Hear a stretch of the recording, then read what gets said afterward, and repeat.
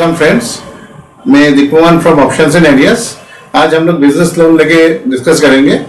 मेरा साथ आज मेरा मेहमान है from Aditya Birla business loan, Anup and Shweta.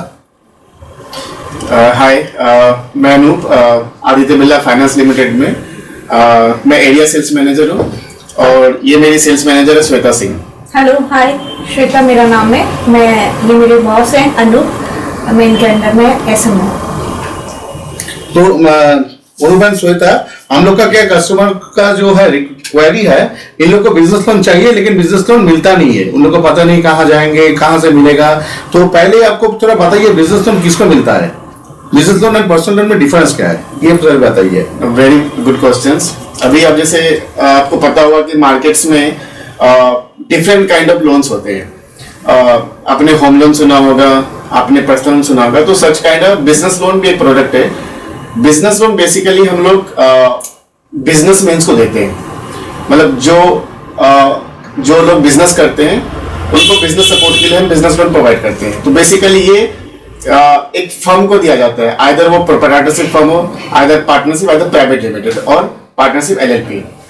तो बेसिकली हम लोग कॉर्पोरेट्स को फंडिंग करते हैं, that is called business loan, और ये प्योरली अनसिक्योर होता है।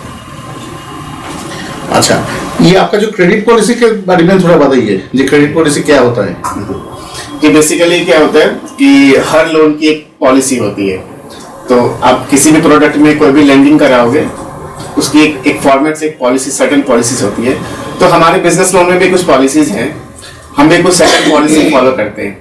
बेसिकली क्या होता है ना, जैसे कि 5-6 बेसिक पॉइंट्स है, अपने क्रॉस चेक पॉइंट्स होते हैं बीएल के लिए। तो बेसिकली हम सबसे पहले देखते हैं कंपनी का विंटेज। कंपनी का मिनिमम हमारा 2 साल का विंटेज चाहिए होता है। 2 साल का विंटेज मतलब 2 साल का ट्रेड लाइसेंस, 2 साल का विंटेज? हाँ, 2 साल का ट्रेड लाइसेंस। 2 साल का ऑफिशियली हमें 2 साल ऑन पेपर चाहिए। तो ये हम स्टेबिलिटी आइदर हम ट्रेड लाइसेंस से स्टेब्लिश कर सकते हैं, आइदर जीएसटी सर्टिफिकेट से, आइदर उद्यम सर्टिफिकेट से। अच्छा, उद्यम सर्टिफिकेट, मान लीजिए किसी का ट्रेड लाइसेंस नहीं है, उद्यम सर्टिफिकेट है, तो उनको लोन मिलेगा? जी बिल्कुल मिलेगा। ओके, तो और क्या क्या चाहिए? बैंकिंग कितना दिन का चाहिए? बेसिकली क्या होता है कि बिजनेस लोन के लिए हमें जो मेजर डॉक्यूमेंट्स है, जो प्राइम डॉक्यूमेंट्स है, उसमें हमें चाहिए होता है केवाईसी। कंपनी, सबसे पहले कंपनी के केवाईसी चाहिए होंगे। कंपनी के केवाईसी में हमें चाहिए होता है जीएसटी, मतलब identity proof, company trade license, like trade licence.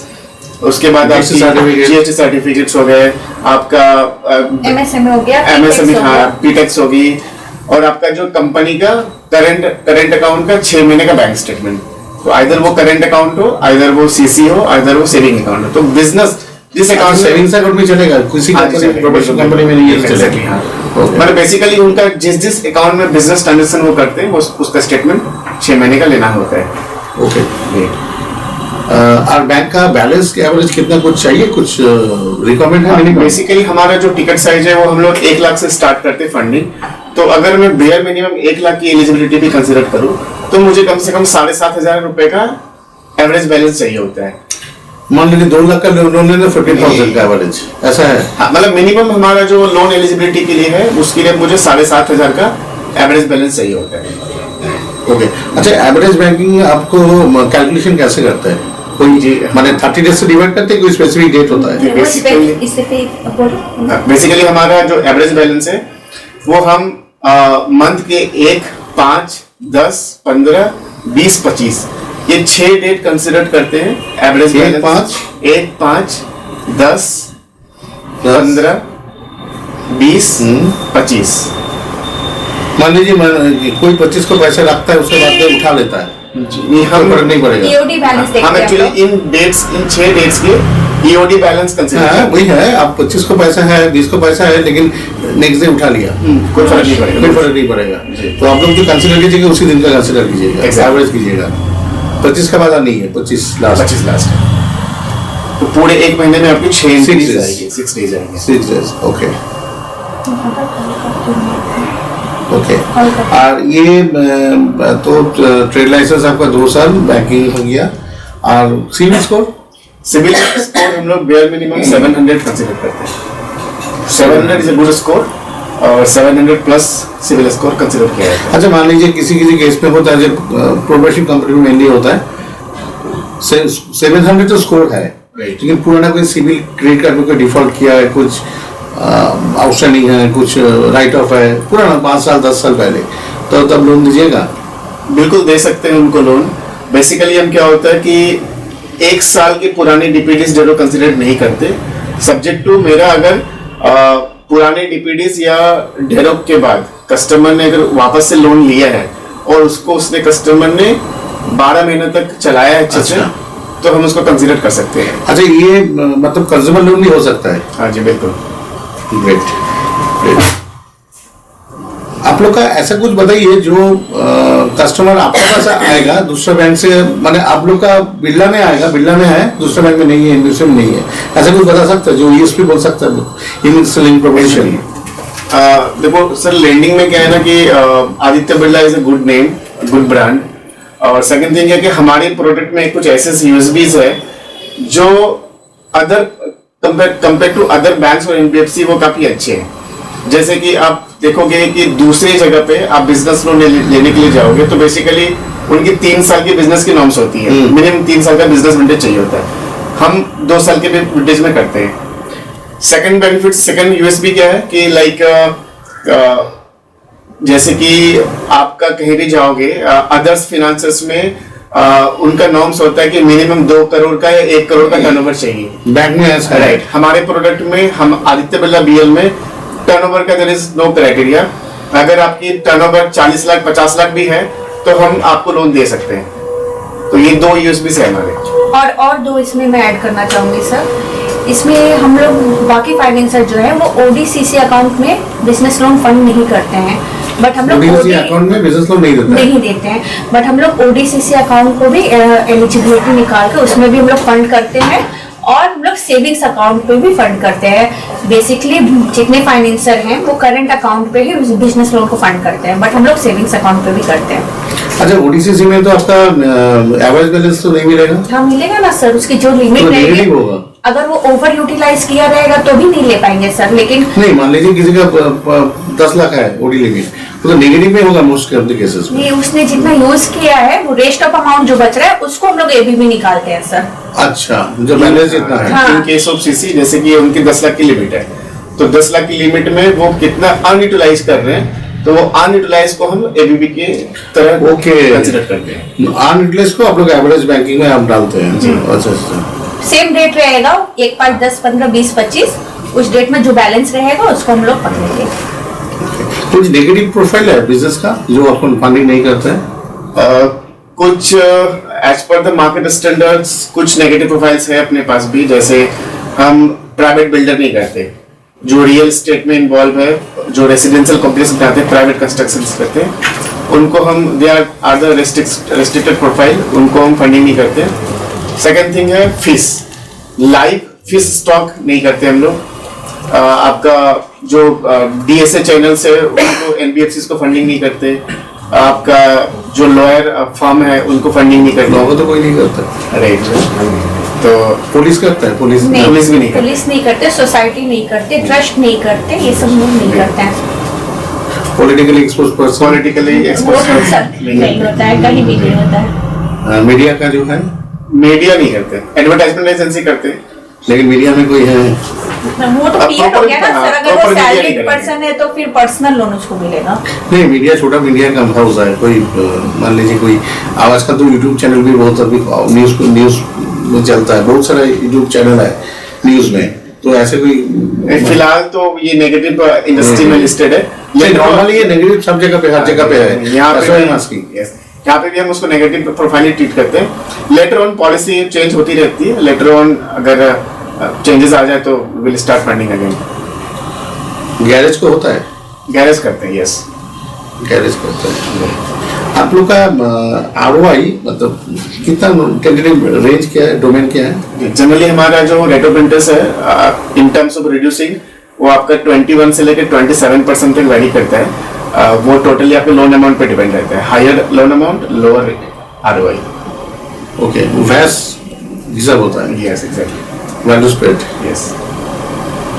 Okay, तो इन्हीं आप रीजन बता सकते हैं, कुछ रीजंस जिसके लिए आपका कोई स्टडी किया होगा, किस लिए कस्टमर अप्लाई करता है लोन के लिए लेकिन उसका रिजेक्शन हो जाता है, उन लोग को मिलता नहीं है। तो कुछ मेन पॉइंट्स जो कस्टमर को ध्यान में रखना चाहिए जो उनका हाथ में है, so their loan are not getting rejected, ऐसे कुछ पॉइंट्स बताइए।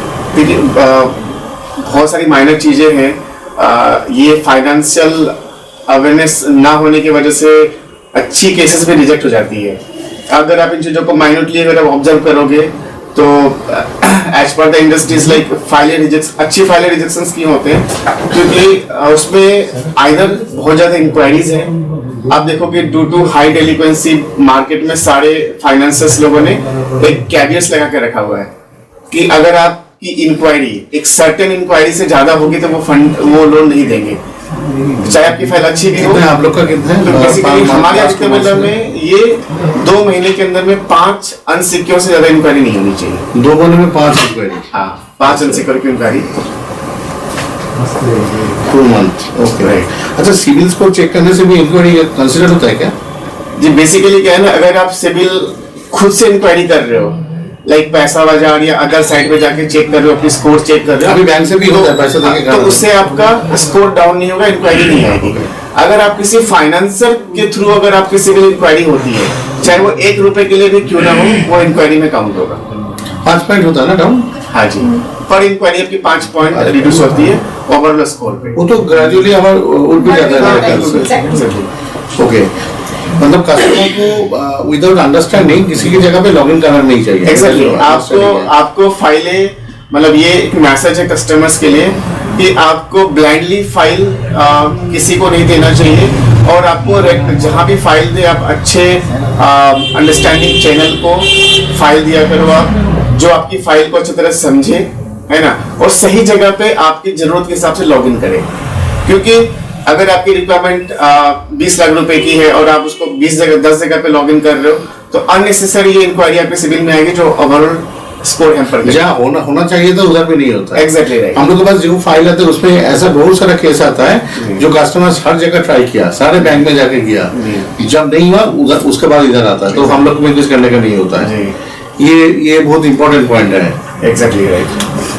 तो आपको अपनी नीड के हिसाब से और जरूरत के हिसाब से ही आपकी फाइल के अकॉर्डिंगली आपको पर्टिकुलर जगह में ही लॉगिन करनी चाहिए। अच्छा, बहुत सारा जगह पे एक्चुअली ये कंसेप्ट है, शायद जो चैनल्स है उसको पैसा भी लेता है कस्टमर से, उसके लिए शायद कस्टमर डर जाता है, सोचता है मेरा डॉक्यूमेंट लेके कि अगर उसके लिए आता नहीं है, but like as we are the authorised channel partner, तो हम लोग पैसा चार्ज भी नहीं करता है, तो they can trust us actually, जो नहीं बैंक में जाना इधर जाना सेम ही है, उसको पैसा नहीं लग रहा है। तो आई हैव सीन। एंड आपका कुछ आपको क्या लगता है अभी जो कस्टमर कितना एडुकेटेड है बिजनेस फाइनेंस में? आप बोल रहे थे फाइनेंस का एजुकेशन का है, कैसे लगे, क्या आपका ओपिनियन है बिजनेस कलकत्ता का जो बंगाल का जो बिजनेस कम्युनिटी है जिन लोग लोन के लिए अप्लाई करते हैं, फाइनेंशियल अंडरस्टैंडिंग कितना है इन लोगों को? देखो सर, अभी देखोगे तो अभी भी लोगों में फाइनेंशियल अवेयरनेस बहुत ज्यादा नहीं है। अगर आप कोलकाता से बाहर अगर अपने अब सर्वन एरिया में चले जाओगे तो उनके पास लिटरेसी थोड़ी कम है फाइनेंशियली, बिकॉज वो क्या है ना, वो सिर्फ लोन लेना चाहते हैं, बट कैसे लेना है right approach they don't know. मे भी आपने देखा होगा कि अभी क्या ना फ्रॉड्स भी ज्यादा हो रहे हैं, तो अभी क्या है ना वो किसी अनट्रस्टेबल या फिर अनऑथराइज्ड बॉडी को भी मतलब बिलीव कर लेते हैं। तो ये चीजें उनको समझनी चाहिए कि कोई भी आपको अगर फाइल दे रहा है तो उसके बदले वो पैसे ना डिमांड करे, और उसको सिविल की नॉलेज होनी चाहिए। और रिपेमेंट अगर कोई भी लोन लेते हो तो आपको रिपेमेंट भी टाइम पे करना पड़ेगा, बिकॉज वो भी आपका ultimately CIBIL is the bible as now, तो सिविल को बाइबल की तरह कंसीडर करते हैं सारे फाइनेंसर। तो आपको लोन लेने से पहले और लोन लेने के बाद you have to be very careful and और एक चीज मैंने देखा, मैंने ऑब्जर्वेशन में हर एक बिजनेसमैन 5 लाख का आइडिया करता था पहले, बिकॉज उसके ऊपर टैक्स लगता है। अभी जब लोन लेने का टाइम आता है वो बोलता है मेरा तो इतना टर्नओवर है, इतना प्रॉफिट है, लेकिन शो नहीं करता है। वो भी एक गलत चीज है। तो मैंने दोस्तों को दर्शकों को बोलना चाहता हूँ, मैं ऐसा मत कीजिएगा। अभी 7 लाख इज न्यू रिजीम में आपका टैक्स का ब्रैकेट है, तो आपका जितना है उतना ही दीजिए, गवर्नमेंट ने थोड़ा बहुत टैक्स दीजिए, बाद में आपका फायदा होगा।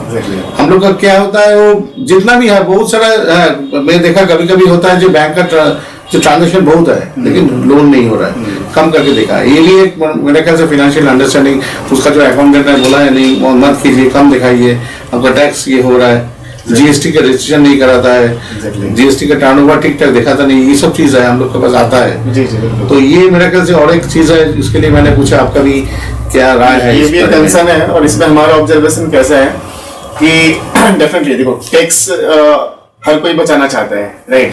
तो बट इनके फाइनेंशियल अवेयरनेस इसलिए होनी चाहिए बिकॉज क्या है ना कि अब जब कभी आप लोन लेने के लिए जाओगे या कस्टमर कहीं लोन लेने के लिए जाता है तो हर कंपनी देखती है कि Y1Y आपके बिजनेस में क्या ग्रोथ हो रहा है।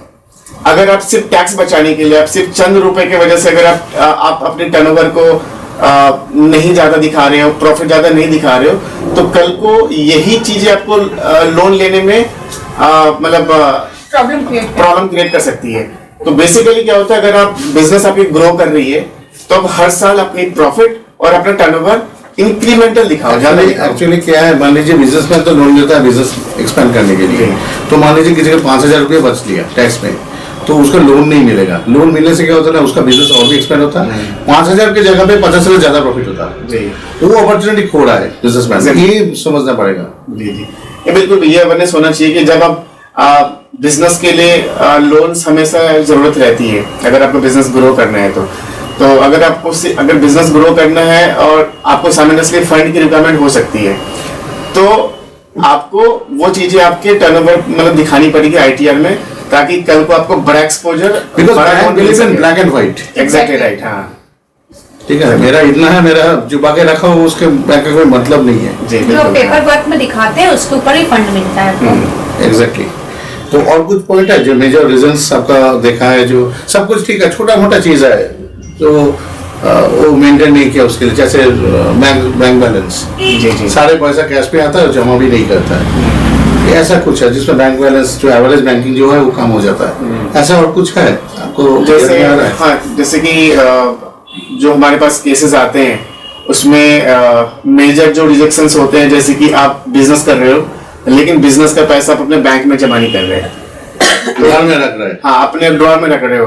तो क्या होता है कि जब आप लोन लेने के लिए जाते हो तो कोई भी फाइनेंसर आपके घर में घुस के आपका कैश नहीं देखता, वो देखता है आपके अकाउंट्स में क्या, आप अकाउंट्स में क्या मेंटेन करते हो, आप बुक्स में क्या मेंटेन करते हो। तो बेसिकली लोग क्या गलतियां करते हैं ना कि वो बिजनेस कर रहे होते हैं कैश में, बट वो बैंक्स में डिपॉजिट नहीं करते। तो बुक्स मेंटेन करना बहुत जरूरी है। यही से आपकी केस की एवल्यूशंस होती है कि भाई आप ये बिजनेस करो, वहां से आपका ये टर्नओवर कंसीडर किया जाता है। तो वहां पे लोग ये गलतियां करते हैं और अच्छी प्रोफाइल होने के बाद भी केसेस रिजेक्ट हो जाते हैं। Bank statement is the foundation of the, yes exactly. हाँ, और आपका ये जो आपके जो लोन अभी जो ट्रेंड चल रहा है, आपको तो सारे बैंक से पता ही है, मोटा मोटी अभी रेशियो क्या दिख रहा है, कितने एप्लीकेशन में कितना रिजेक्शन होता है? ये मेरी एसएम श्वेता हाइलाइट्स कुछ पॉइंट्स कितना लग रहा है आपका जो ट्रेंड जो क्या है, डेलिंक्वेंसी ज्यादा बढ़ रहा है क्या, नेगेटिविटी बढ़ रहा है? अभी जैसा सर आपने बताया कि हम लोग की कोई चार्जेस नहीं करते हैं लोन करने का। बहुत सारे मार्केट में ऐसे फाइनेंसर हैं जो कनेक्टर बेस पे फाइल उठा रहे हैं और अलग से कस्टमर से चार्ज कर रहे हैं, पैसा ले रहे हैं। कस्टमर को ये बता दिया जाता है कि आप 2 EMI दीजिए, 4 EMI दीजिए, उसके बाद आप मत दीजिए पैसा। वो उनको समझ में नहीं आता और वो उनके सिविल में इफेक्ट कर रहा है। जब सेकंड टाइम उनको लोन की जरूरत पड़ती है, फिर वो आते हैं हमारे यहाँ पे, वो बोलते हैं कि मैं तो पेमेंट कर दिया हूँ, सेटलमेंट कर दिया, उसके वजह से केसेस नहीं होते हमारे यहाँ पे। अच्छे अभी उनके बिजनेस चल रहे हैं, रनिंग बिजनेस है, लेकिन उनको ऐसा गाइड किया गया है कि सिविल तो उनके खराब हो गए, उनको सिविल के बारे में कुछ आइडिया नहीं, जिसकी वजह से केसेस नहीं हो रहे हैं। ऐसे केसेस के रेशियो ज्यादा है अभी हमारे। ये बहुत बड़ा गलती है, ये लाइफ टाइम मिस्टेक है। एग्जैक्टली सर, कंपनी आपको फंड, कंपनी आपको पैसा एनी माइनर मिस्टेक की वजह से ना, अगर हमारे पास 10 फाइलें आती है तो 10 में से 7 फाइलें रिजेक्ट हो जाती है, मतलब 70% रिजेक्शन हो जाता है अभी। हाँ, सिविल डेरोप के वजह से। मेजर जो if you pick up the main points out of 10 7 होता है, तो 7 में जो मेजर जो रीजन है वो क्या है? जैसे मैक्सिमम आपके जो फाइलें रिजेक्ट होती है उसमें बेसिक पॉइंट्स, कॉमन पॉइंट्स ये होते हैं, जैसे कि या तो उनकी इंक्वायरी अनसिक्योर की ज्यादा है, या फिर वो मैंने हम लोग के पास जो इतना फाइल आता है, मुझे रिजेक्शन पहले करना है, टेस्ट ऑफ एलिमिनेशन में जाना है मुझे, तो कौन सा पैरामीटर पहले चेक करना है? इस सबसे पहले हम देखते हैं कि उन्होंने लास्ट 2 महीने में कितने जगह पे लोन के लिए अप्लाई किया है। ओके। तो अगर उनके 2 महीने में 5 से ज्यादा इंक्वायरी नहीं होनी चाहिए। दूसरा हम क्रॉस चेक करते हैं उनकी सिविल। सिविल में उन्होंने सिविल कैसा चलाया, उन्होंने जो पास्ट में लोन लिए हैं या फिर जो करंट उनके लोन चल रहे हैं उनकी ईएमआई वो कैसे सर्व कर रहे हैं, टाइम पे सर्व कर रहे कि नहीं सर्व कर रहे हैं। तो हम सिविल में उनकी लोन ट्रैक्स हिस्ट्री देखते हैं। थर्ड हम चीज चेक करते हैं कि वो अकाउंट में क्या बैलेंस मेंटेन करते हैं, अकाउंट में उनका क्या बिजनेस का पैसा आता है। और चौथा हम चेक करते हैं कि कस्टमर का एंड यूज क्या है। अगर वो बिजनेस के लिए पैसा ले रहा है तो उस अल्टीमेटली उस पैसे को यूज कहाँ करने वाला है, बिजनेस में लगाने वाला है या किसी दूसरे बिजनेस में लगाने वाला है या फिर कुछ अदर यूजेस है उसकी। तो आप जो बिजनेस लोन ले रहे हो तो वो आपका प्रॉपर मतलब जो है एंड यूज बिजनेस में ही होना चाहिए। तो ये 4-5 चीजें हम लोग पहले चेक करते हैं। सब पॉजिटिव आता है तो वी गो अहेड। ग्रेट। आप लोग को पता चल गया ये लोन, बिजनेस लोन के बारे में फ्रॉम बिरला फाइनेंस। एक छोटा डिस्कशन था, हम लोग सारे कुछ तो कवर नहीं कर सकते पूरा क्रेडिट पॉलिसी।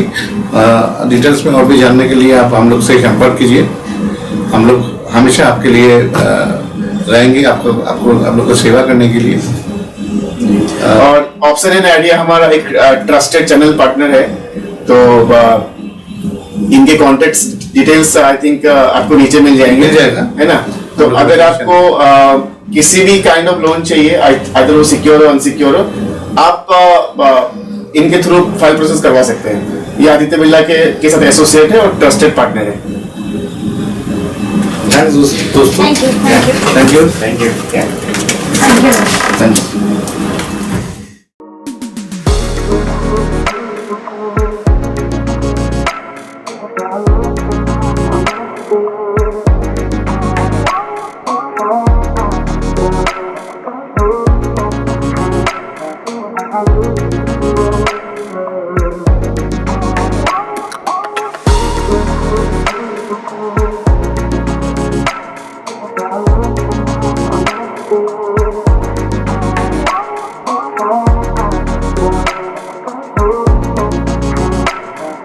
Hello.